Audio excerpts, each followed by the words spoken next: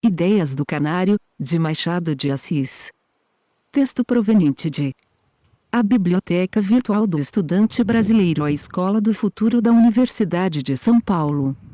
Permitido o uso apenas para fins educacionais. Texto base digitalizado por NUPILL, Núcleo de Pesquisas em Informática, Literatura e Linguística. Universidade Federal de Santa Catarina. Este material pode ser redistribuído livremente, desde que não seja alterado, e que as informações acima sejam mantidas. Para maiores informações, escreva para Estamos em busca de patrocinadores e voluntários para nos ajudar a manter este projeto. Se você quer ajudar de alguma forma, mande um e-mail para e saiba como isso é possível. Ideias do Canário. Um homem dado a estudos de ornitologia, por nome Macedo, referiu a alguns amigos um caso tão extraordinário que ninguém lhe deu crédito. Alguns chegam a supor que Macedo virou juízo. Eis aqui o resumo da narração. No princípio do mês passado, disse ele, indo por uma rua, sucedeu que um tilbury a disparada, quase me atirou ao chão. Escapei saltando para dentro de uma loja de Belchior. Nem o estrépito do cavalo e do veículo, nem a minha entrada fez levantar o dono do negócio, que cochilava ao fundo, sentado numa cadeira de abrir. Era um frangalho de homem, barba cor de palha suja, a cabeça enfiada em um gorro esfarrapado, que provavelmente não achara comprador. Não se adivinhava nele nenhuma história, como podiam ter alguns dos objetos que vendia, nem se lhe sentia a tristeza austera e desenganada das vidas que foram vidas. A loja era escura, atulhada das coisas velhas, tortas, rotas, enxovalhadas, enferrujadas que de ordinário se acham em tais casas, tudo naquela meia desordem própria do negócio. Essa mistura, posto que banal, era interessante. Panelas sem tampa, tampas sem panela, botões, sapatos, fechaduras, uma saia preta, chapéus de palha e de pelo, caixilhos, binóculos, meias casacas, um florete, um cão empalhado, um par de chinelas, luvas, vasos sem nome, dragonas, uma bolsa de veludo, 2 cabides, um bodoque, um termômetro, cadeiras, um retrato litografado pelo finado Cícero, um gamão, 2 máscaras de arame para o carnaval que há de vir, tudo isso e o mais que não viu não me ficou de memória, enchia a loja nas imediações da porta, encostado, pendurado ou exposto em caixas de vidro, igualmente velhas. Lá para dentro, havia outras coisas mais e muitas, e do mesmo aspecto, dominando os objetos grandes, cômodas, cadeiras, camas, uns por cima dos outros, perdidos na escuridão. Ia sair, quando vi uma gaiola pendurada da porta. Tão velha como o resto, para ter o mesmo aspecto da desolação geral, faltava-lhe estar vazia. Não estava vazia. Dentro pulava um canário. A cor, a animação e a graça do passarinho davam àquele amontoado de destroços uma nota de vida e de mocidade. Era o último passageiro de algum naufrágio, que ali foi parar íntegro e alegre como dantes. Logo que olhei para ele, entrou a saltar mais abaixo e acima de poleiro em poleiro, como se quisesse dizer que no meio daquele cemitério brincava um raio de sol. Não atribuo essa imagem ao canário, senão porque falo a gente retórica. Em verdade, ele não pensou em cemitério nem sol, segundo me disse depois. Eu, de envolta com o prazer que me trouxe aquela vista, senti-me indignado do destino do pássaro, e murmurei baixinho palavras de azedume. Quem seria o dono execrável deste bichinho, que teve ânimo de se desfazer dele por alguns pares de níqueis? Ou que mão indiferente, não querendo guardar esse companheiro de dono defunto, o deu de graça a algum pequeno, que o vendeu para ir jogar uma quiniela. E o canário, quedando-se em cima do poleiro, trilou isto. Quem quer que sejas tu, certamente não estás em teu juízo. Não tive dono execrável, nem fui dado a nenhum menino que me vendesse. São imaginações de pessoa doente, vai te curar, amigo.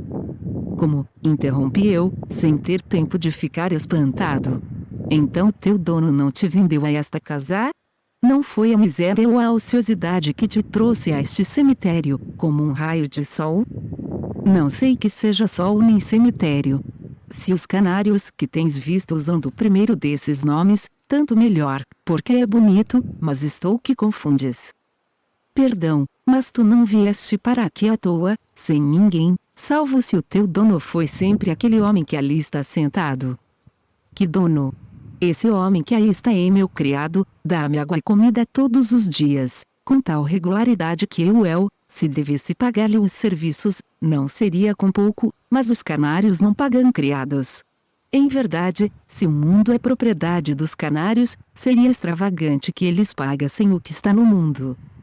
Pasmado das respostas, não sabia que mais admirar, se a linguagem, se as ideias. A linguagem, posto-me entra-se pelo ouvido como de gente, saía do bicho em trilos engraçados. Olhei em volta de mim, para verificar se estava acordado, a rua era a mesma, a loja era a mesma loja escura, triste e úmida. O canário, movendo a um lado e outro, esperava que eu lhe falasse. Perguntei-lhe então se tinha saudades do espaço azul infinito. Ponto. Mas, caro homem, trilou o canário, que quer dizer espaço azul infinito. Mas, perdão, que pensas deste mundo? Que coisa é o mundo?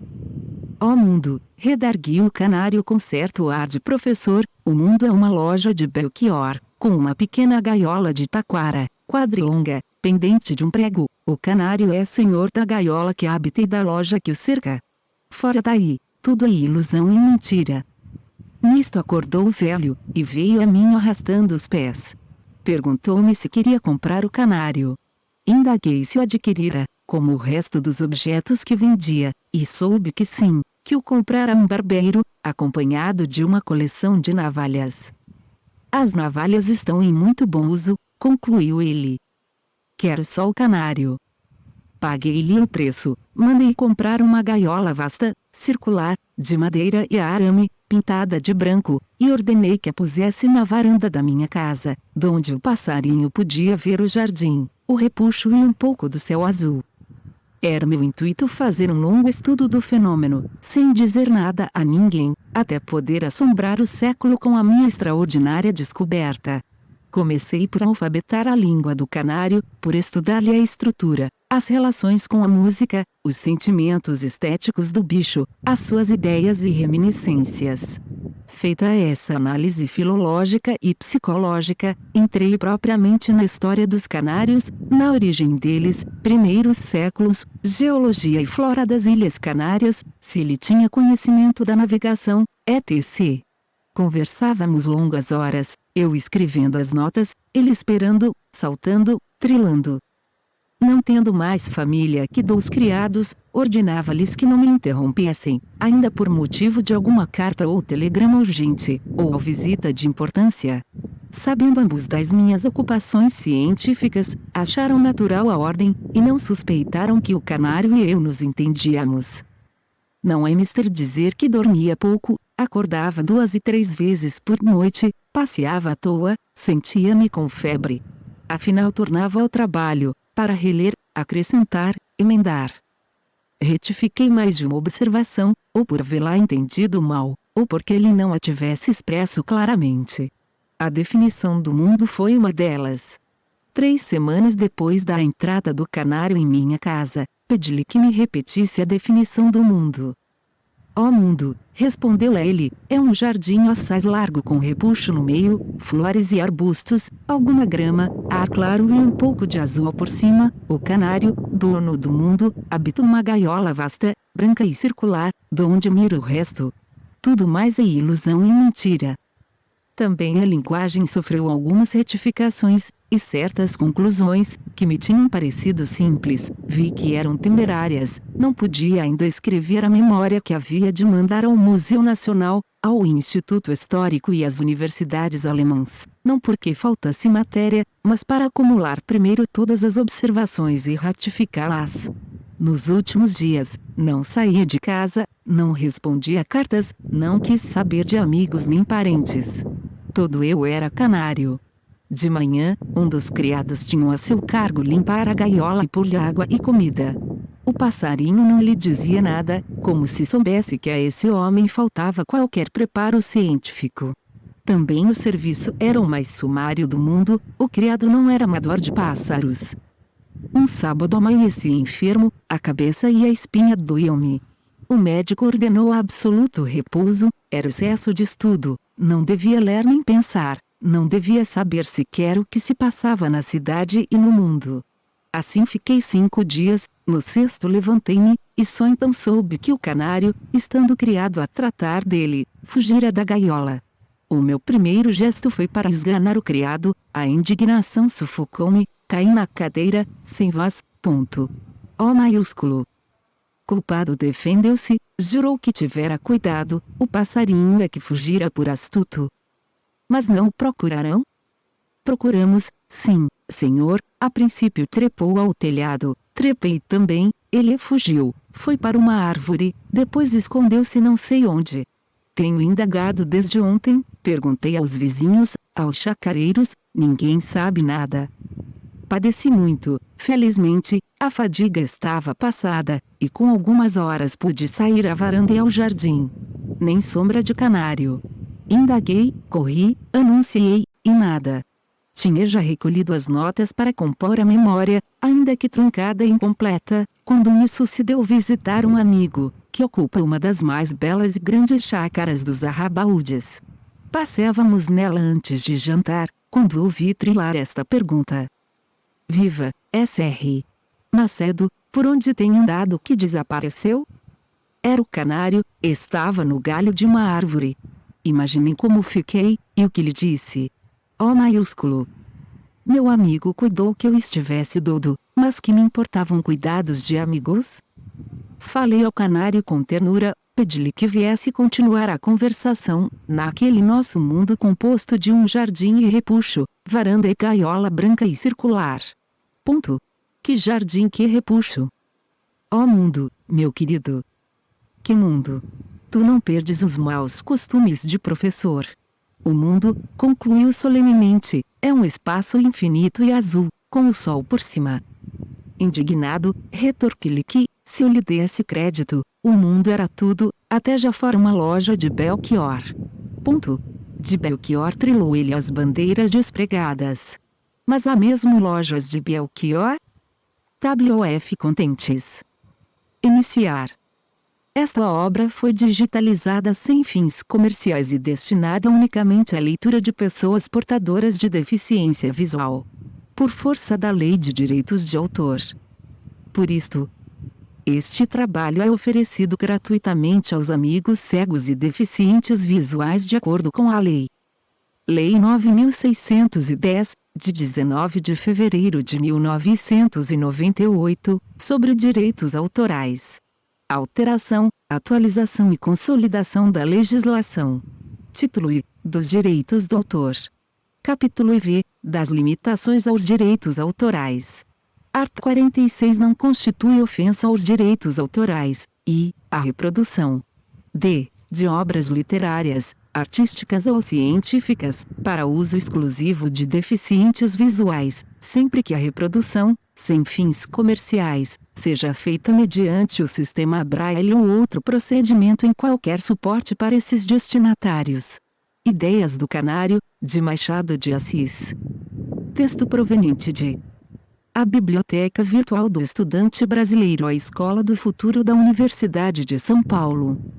Permitido o uso apenas para fins educacionais.